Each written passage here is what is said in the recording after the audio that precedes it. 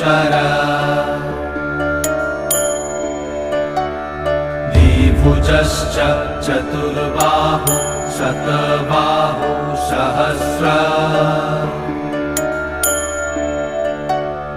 पद्मपत्र विशालाक्ष पद्मगर्भ परहरि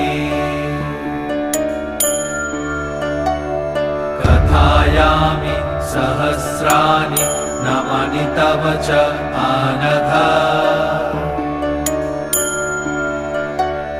कथायामि सहस्राणि नमानि तव च आनघ